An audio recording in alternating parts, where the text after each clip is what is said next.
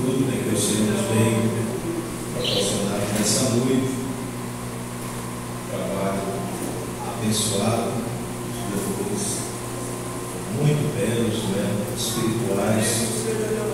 A gente não tem como participar de todo esse culto e não sentir a presença de Deus através dos louvores, né? Cada palavra, cada expressão, a gente sente Deus neste lugar, porque os irmãos, através dos irmãos, e operando no meio dessa igreja. Eu me sinto feliz, grato a Deus por essa honra que o Senhor me dá mais uma vez, por estar retornando aqui a essa casa, para poder estar cultuando, né? Primeiramente cultuando, louvando a Deus junto com os irmãos e tendo essa honra maior ainda, que é falar de Jesus, né? Trazendo a palavra da parte de Deus. Ontem o nosso evangelista, ele fez a escala, né? Colocou o nosso nome. Eu fiquei muito feliz quando eu vi o meu nome para cá. Tivemos um pouco de dificuldade. Eu acredito que a dificuldade que todos os irmãos tiveram também, aquela chuva, algumas regiões com muita água ainda no chão, fica um pouco difícil da passagem, fica um pouco temeroso, mas conseguimos chegar sem nenhum problema. E ainda passamos ali em Casa Amarela e deixamos parte da nossa família ali e viemos para cá. Nós fizemos uma leitura, irmãos, no livro de 2 Reis, que foi a palavra que o Senhor colocou no meu coração, se tratando de um culto, né, para a família. Eu fiquei pensando nas famílias, que a Bíblia tem muitas famílias, fala sobre muitas famílias, mas nesse capítulo 4 tem uma família aí também muito pregada, muito falada. São muitas as mensagens que a gente já escutou acerca dessa família, né? A viúva do azeite, que a gente pode dizer assim, não sabemos nem o nome dela, nem o nome do marido, nem o nome dos filhos, mas tem uma história belíssima nesse capítulo 4, 2 Reis, no versículo do 1 ao 7, uma palavra sucinta, mas que tem ensinamentos maravilhosos para o nosso coração. Eu não vou ler tudo, mas os irmãos são conhecedores, mas principalmente o versículo 3 e o versículo 4 diz assim: então disse ele, vai, pede para ti vasos emprestados a todos os teus vizinhos, vasos vazios, não poucos. Então entra e fecha a porta sobre ti e sobre teus filhos, e deita o azeite em todos aqueles vasos, e põe a parte que estiver cheio. Versículo 7, que é o último, diz assim: então veio ela e o fez saber ao homem de Deus, e disse-lhe: vai, vende o azeite, paga a tua dívida, e tu e teus filhos vivei do resto. Amém, meus irmãos?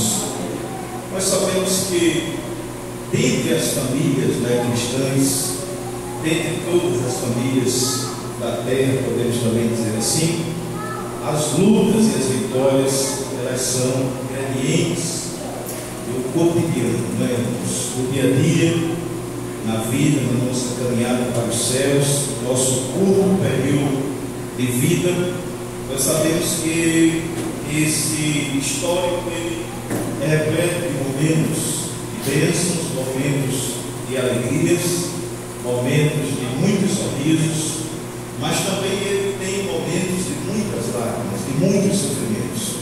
Se a gente pegasse, por exemplo, o período de vida de qualquer pessoa, qualquer ser humano, desde o dia que ela nasceu até o dia que ela morreu, nós iríamos ter essa percepção bastante clara de que os dias sempre foram verdadeiras rodas gigantes, podemos dizer assim, dias de altos e baixos, dias melhores, dias piores, dias em que a pessoa, se realmente pudesse, não viveria, e outros dias maravilhosos, que de forma ao longo da vida nós sabemos que está bem distribuído, e isso é um retrato de todas as famílias da face da terra. Não há uma família sequer, seja ela cristã, seja ela ainda não salva, seja uma família de qualquer corrente religiosa, ela sempre vai ter esse mesmo histórico de dias bons e de dias ruins. E quando nós olhamos para a história dessa família dessa viúva, essa mulher, que a palavra de Deus realmente não traz tantos detalhes sobre a sua família, mas uma grande certeza que nós podemos ter que é uma família de crentes, uma família de servos de Deus. Já no seu primeiro versículo, a gente vê que o esposo dessa mulher temia a Deus, a família temia a Deus, ou seja, é uma família que conhecia a Deus, servia a Deus. Inclusive, o esposo dessa mulher, o escritor diz que era um dos filhos dos profetas. Então, provavelmente era um dos profetas, um dos homens que estudava a palavra, ou certamente seria usado por Deus dentro daquela escola de profetas do período do profeta Eliseu. E a gente vê então que essa é a maior característica dessa família, uma família que servia a Deus, uma família que temia, que obedecia à palavra de Deus. Se a gente fosse colocar, por exemplo, um tema em relação a essa família, nós poderíamos dizer as lutas e as vitórias de uma família que teme a Deus. Toda família que teme a Deus, ela vai ter dias de lutas e dias de vitórias. E essa família, no começo da história desse versículo de número 1, está retratando então um dos momentos de lutas dessa família. A palavra de Deus diz que em determinado dia essa mulher vai até o profeta Eliseu e ela, em poucas palavras, ainda nesse versículo 1, ela faz um resumo do seu momento, um resumo da sua vida, quando ela diz que seu marido, mesmo temendo a Deus, ele morre e ele contrai muitas dívidas. Chega um momento agora que essa mulher não tem, é uma viúva, não tem como pagar essas dívidas, e os credores estão na sua porta, querendo levar os seus filhos como servos. Nós vemos então que esse momento que essa família estava passando era um momento muito difícil, era um momento de uma luta renhida, e nós poderíamos, pelo menos, destrinchar 3 etapas ou 3 momentos dessa luta. O primeiro momento é exatamente a morte do provedor dessa casa. Nós vemos que essa mulher, quando começa a sua narrativa, ela começa dizendo para o profeta Eliseu: meu marido, teu servo, morreu. É a primeira palavra que sai do coração dessa mulher.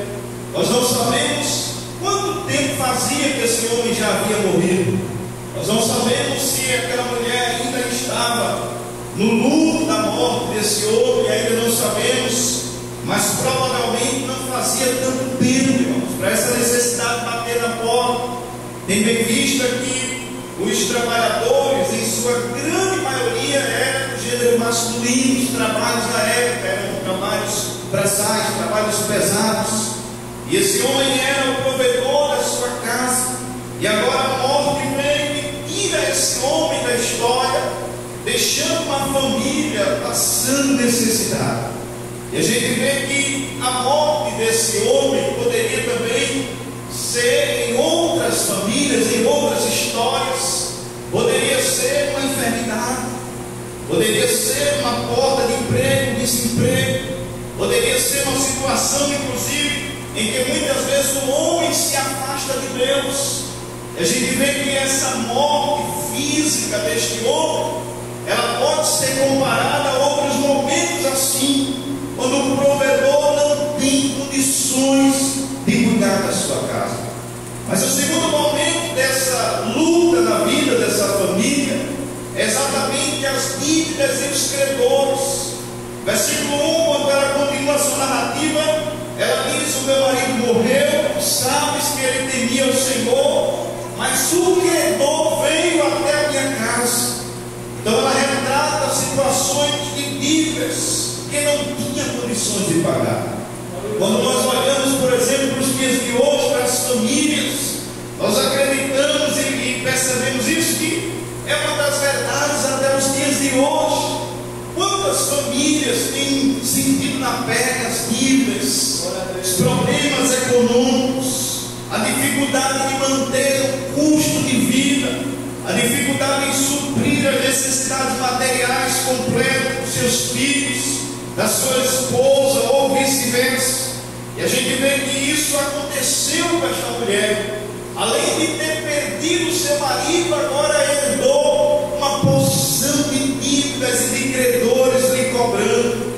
Mais adiante, quando ela continua a narrativa em terceiro lugar, se não bastasse a morte do seu marido, se não bastasse as dívidas e os credores que iriam levar os seus filhos, a ameaça de perder os seus filhos, com certeza é um dos piores sentimentos que qualquer pai ou mãe um dia poderá sentir.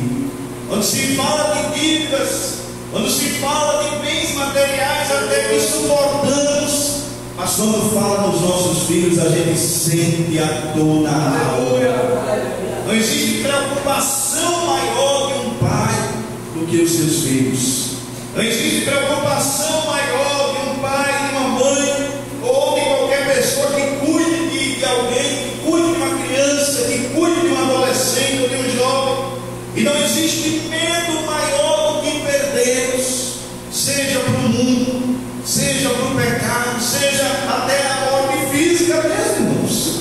A dedicação de um pai e da mãe é quase que 24 horas em prol dos seus filhos, em prol da saúde dos filhos, em prol de dar o melhor para seus filhos, de fornecer uma boa educação, uma boa condição de vida, de realizar os sonhos. Qual é o pai que não gosta de realizar os sonhos dos seus filhos? Mas nós vemos que na vida dessa mulher, dessa luta que ela estava travando, isso estava ameaçado. Ela não tinha um marido, ela tinha uma porção de dívidas, e ela estava sofrendo ameaças de perder os seus filhos. Mas a gente vê então que essa luta é muito comum nos dias de hoje também. Quantos pais em uma hora dessa da noite, quem sabe, está chorando por problemas com seus filhos? Quantos estão endividados? Quantos têm amargado as perdas da vida, mesmo que não tenha sido física, mas perdas? Famílias que estão nesse momento passando por turbulências assim. Mas quando a gente olha para essa família e para essa viúva, nós vemos características especiais que nós precisamos copiar. Nós precisamos aprender com essa mulher de Deus, porque uma família que teme ao Senhor, ela tem um comportamento, ela tem uma característica, e a gente vê nessa história pelo menos 4 características dessa família. A primeira característica é exatamente o clamor, a oração, porque a Bíblia diz que aí no versículo 1, a mulher das mulheres dos filhos do profeta clamou a Eliseu. E quando a gente vê essa mulher clamando a Eliseu, Eliseu era um profeta, era um representante de Deus, era o servo de Deus. E nós vemos que esse clamor, na verdade, era um clamor ao próprio Deus, era um pedido de socorro ao próprio Deus, era um pedido de ajuda, era uma narrativa. E nós vemos que nos dias de hoje nós temos a condição de dobrar nossos joelhos e clamar ao nosso Deus, e pedir ajuda, e abrir o nosso coração. Uma família que teme a Deus, ela com certeza tem na oração o seu maior refúgio. Ela com certeza tem nos joelhos a sua maior fonte de ajuda. Clamar a Deus, falar com Deus, narrar a Deus a sua situação, falar dos seus sentimentos. E a gente vê que Deus gosta disso. Deus sabe de tudo, Deus conhece você, mas Deus quer ouvir da sua boca o que é que você quer de Deus, o que é que você precisa de Deus, qual é o socorro que Deus pode lhe trazer. Deus quer ouvir a sua oração. Uma família que teme a Deus não abre mão da oração. E essa mulher clama ao profeta, e o profeta de Israel: o que é que você quer? Me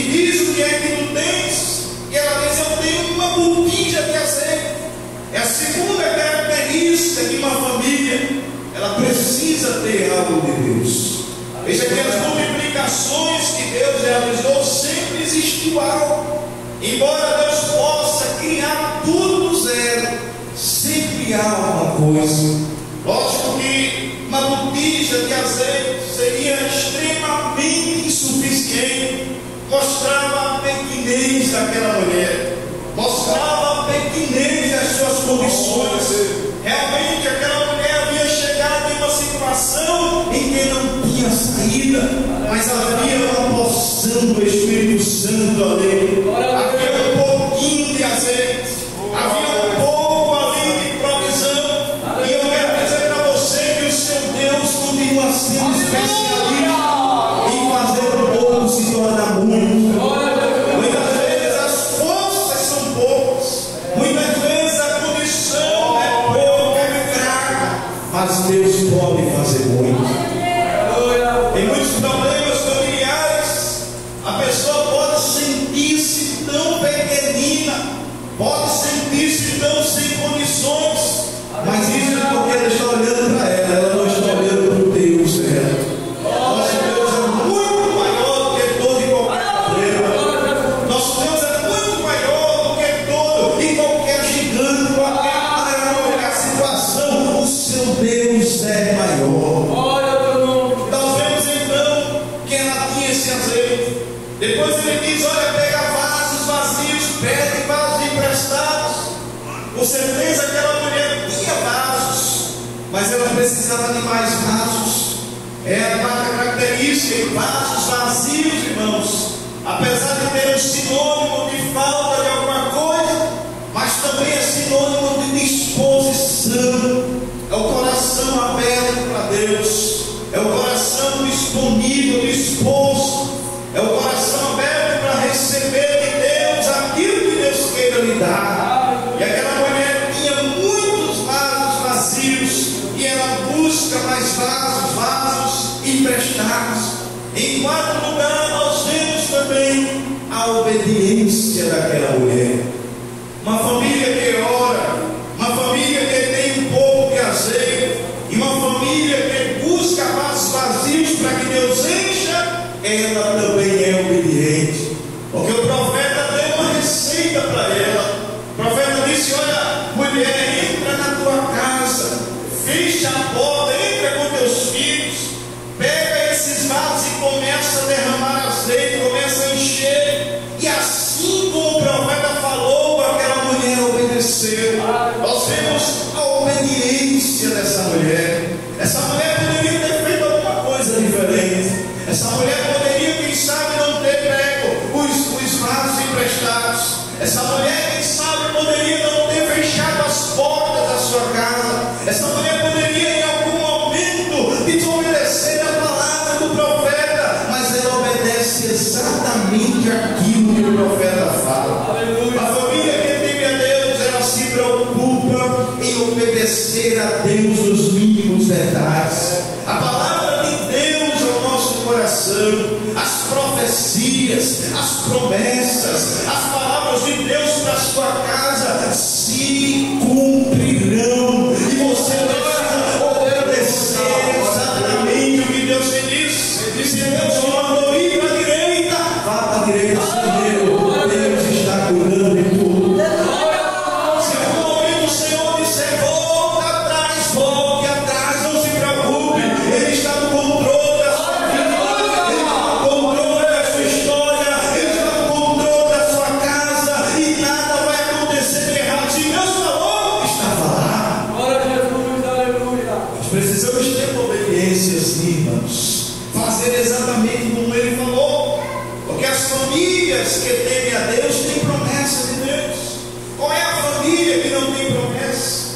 Qual é a pessoa que nunca escutou uma palavra? Qual é a pessoa que, quando os seus filhos começam a crescer, aí Deus diz assim: eu tenho algo na vida dele, eu vou fazer dele um grande pregador, eu vou fazer dele um grande cantor, eu vou fazer dele um grande líder na minha casa, eu vou utilizar. Aí os anos vão se passando, e ele vai crescendo, e vai surgindo aquelas preocupações, e meu menino meio assim, não quer muito ir para a igreja, não quer muito fazer aquilo que a gente imaginou.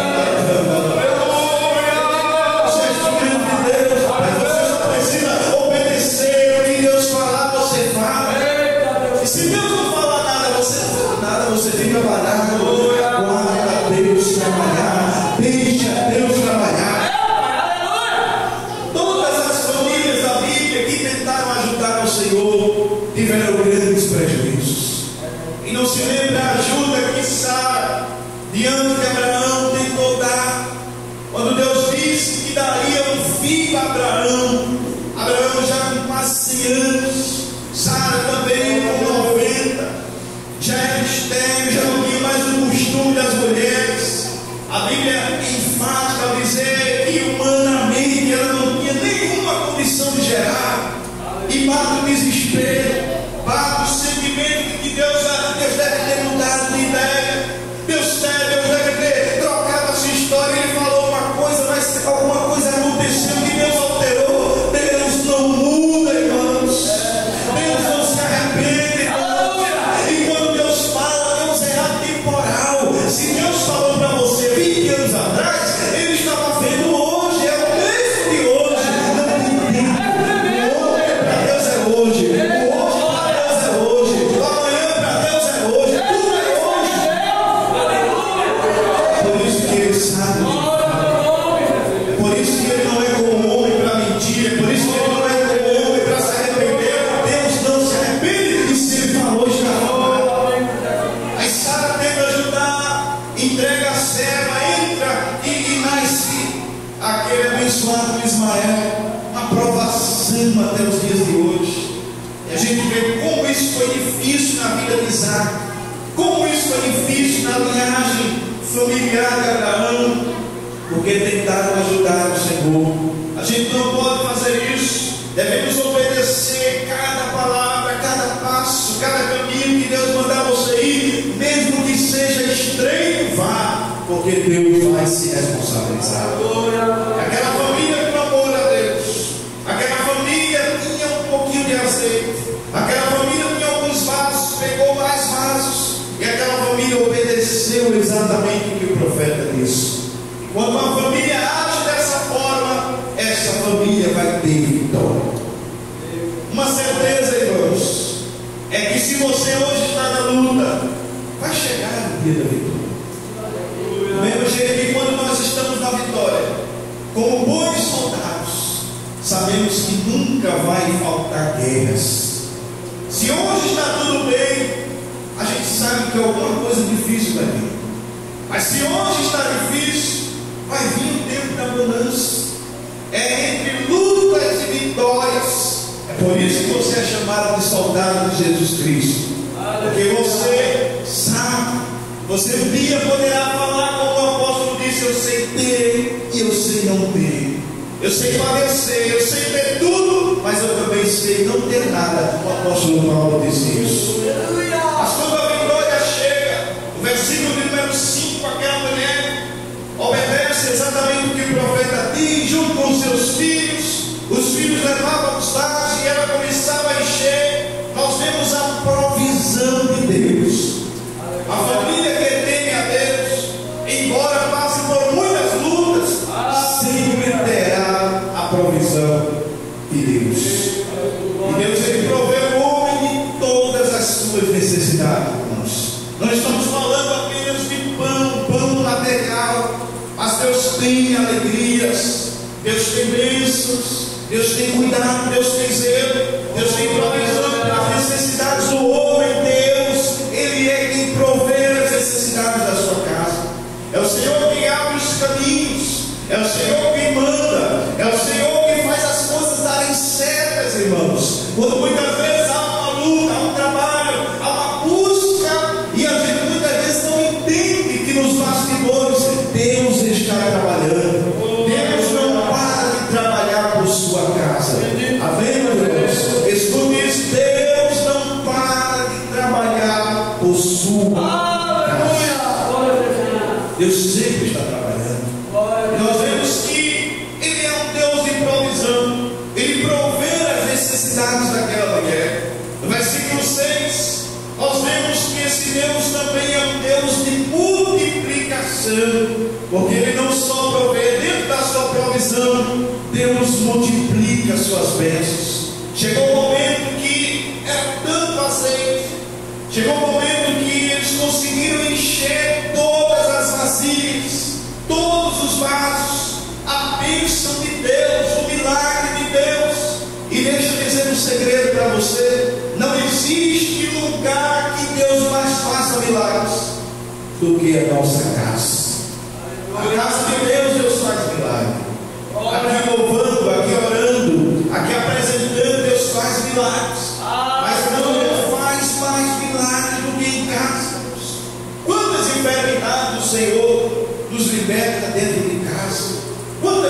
orações são feitas, quando se está passando por uma tribulação, uma preocupação, e a gente muitas vezes não se dá conta, Deus está fazendo milagres na sua casa. Aleluia. Eu me lembro que muitas vezes, quando criança, isso acabou acontecendo depois, quando já estava maior com a minha filha, quando vem aquelas enfermidades das crianças, aquelas dores, aqueles problemas, e parece que é uma coisa que só acontece de noite, é mais na parte da noite, é uma dor, é um problema, é uma agonia, é uma febre, e muitas vezes não se tem recursos fáceis, muitas vezes não se tem caminhos fáceis, mas você tem joelho no chão, você tem arma na mão. E eu sempre me lembrava disso, que meu pai e minha mãe sentavam ao lado da cama e diziam: nós vamos cantar, nós vamos orar. E eles começavam cantando, cantavam daqui a pouco iam um texto e orar. E eu sempre me lembro que eles perguntavam assim para mim: você crê que Deus pode tirar essa dor agora? E eu lá na agonia, chorando, dizia: eu creio, eu creio. E eles começavam a orar. E quantas vezes aquela dor desaparecia, irmãos? Não sabemos o que era, nunca soubemos, não sabemos de onde vinha, não sabemos qual era o problema, se era físico, se era psicológico, se era emocional, se era espiritual. Mas quando se ora, se tem resposta, quando se clama, se tem resposta. Deus vai fazer um milagre na tua casa, quando você dobrar seus joelhos e clamar ao Senhor. Precisa clamar. Esse Deus, ele tem provisão, ele tem multiplicação, ele tem milagres. Me lembro de muitos momentos assim com a minha esposa, por exemplo, momentos de muita tribulação, de muitas dores. Recém-casado, me lembro uma vez que chegamos na igreja e ela com uma dor de cabeça terrível, e muitas vezes já havia socorrido ela, irmãos, quase teve um AVC, não conseguia nem falar, a língua pesada, o rosto começava a ficar doente. E eu dizia, em um determinado momento, eu disse: a gente vai orar, a gente vai clamar, porque não tinha recurso, tinha ninguém por perto. E ela esteve ali deitada no sofá e eu comecei clamando: Jesus nos socorre, Jesus nos socorre, meu Deus, tem misericórdia, tu és o médico dos médicos. E em um determinado momento ela desmaiou, apagou e ficou ali. Eu disse: meu Jesus, eu tenho que despertar. Eu me tornei quase um especialista, irmãos, em despertar pessoas desmaiadas, porque ela desmaiava várias vezes. E ali eu comecei a acordar ela acordou-se ali desmaiada, e ela ficou um pouco espantada olhando para mim. E eu dizendo a ela: você está sentindo alguma dor? Ela disse: não, não estou sentindo mais nada. Eu disse a ela: amém. Agora, você sabe quem eu sou? Eu disse: sei. Eu sou o que? Eu sou seu esposo, o que eu sou? E ela disse: você é meu noivo. Porque naquele momento de muita dor, ela perdeu parte da memória. Ela regressou alguns dias e ela disse: não, nós somos noivos. E ela ficou com vergonha, se cobrindo, porque já estava com roupa de dormir. E a gente continuou orando. Chamei o pai, chamei a mãe, chamei os irmãos, chamei o tio, todo mundo, trouxe um bocado de fogo. Isso era por volta de 10 horas da noite. Quando foi dando 11, 11h30, ela começou a se recordar. Mas a dor desapareceu. A dor desapareceu. Quantas vezes, irmãos? Quantas vezes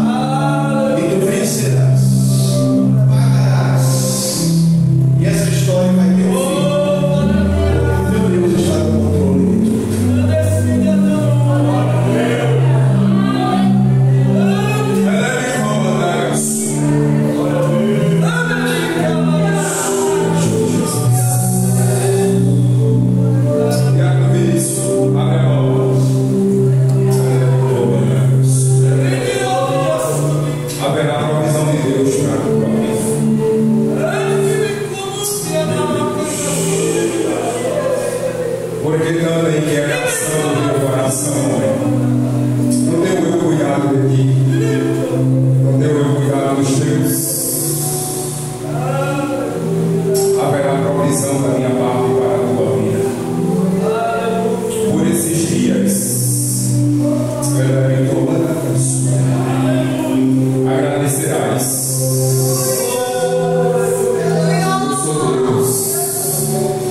Eu sou teu pai, eu sou teu amigo, eu sou teu amigo. Eu sou teu sustento. Me comandará a sua. E a integração desta noite. Eu trago calma à tua mente. Eu trago paz à tua mente. Quando muitas vezes tu se perturba e diz, Deus, como vai ser? E muitas vezes não compartilha com a tua, mas eu revelo um profundo, um escondido nesta noite. E te digo, haverá provisão da minha parte. Eu farei aquilo que tu não podes. Meu Deus, sou eu Deus dos céus, sou eu Deus da terra, sou eu que mando no universo. Oh, quando muitas vezes tu pensa em recorrer a alguém, mas nesta noite, assim que diz o Senhor, o meu socorro, ele chegará na tua vida, na tua parentela. Aguarda, Deus irá te surpreender. Deus, ele fará milagres. Haverá abundâncias.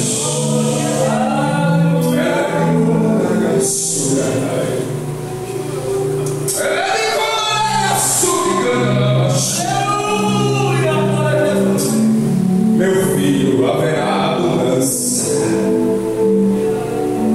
Por esses dias farei coisas novas. Então descansa o teu coração. Ainda esta semana tu me interrogaste e disseste, Deus, como vai ser? De onde virá? Mas não te preocupa, o teu sustento, o teu socorro sou eu. Assim me diz o Senhor. Ele não compartilha nada não, filho, comigo não. Mas o Deus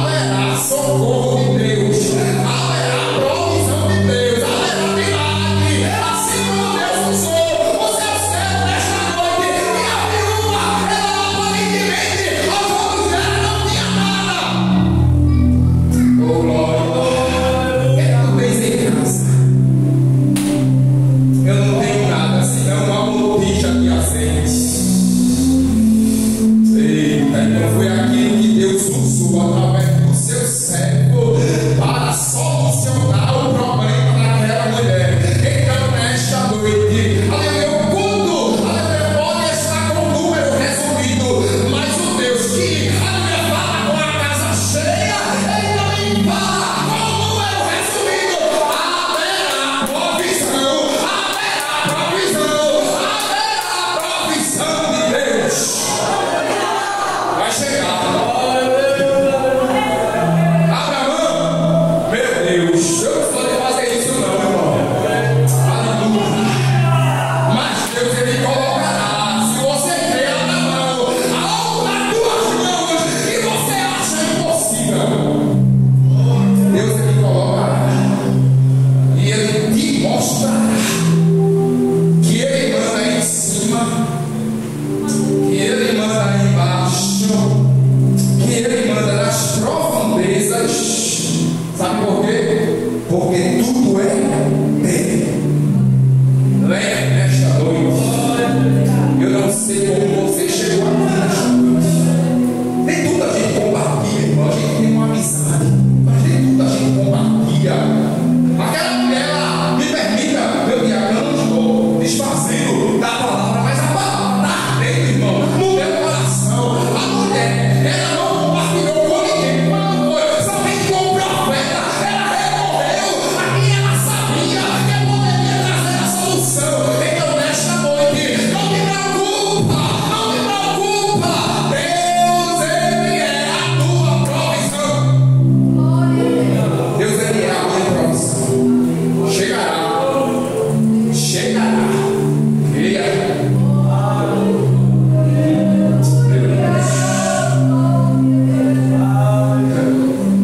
A gente pode amanhã anoitecer de uma forma, de uma manhã nova. Deus, ele pode fazer milagre. Creia. Vem a calhar, Vinícius, trazer os avisos. Eita, Jesus. É forte. Jesus está na casa. Às vezes alguém passa e despreza este lugar, mas assim diz o Senhor nesta noite: eu farei milagre neste lugar, eu farei coisa nova neste lugar. A porta que eu abro, ninguém fecha. O diabo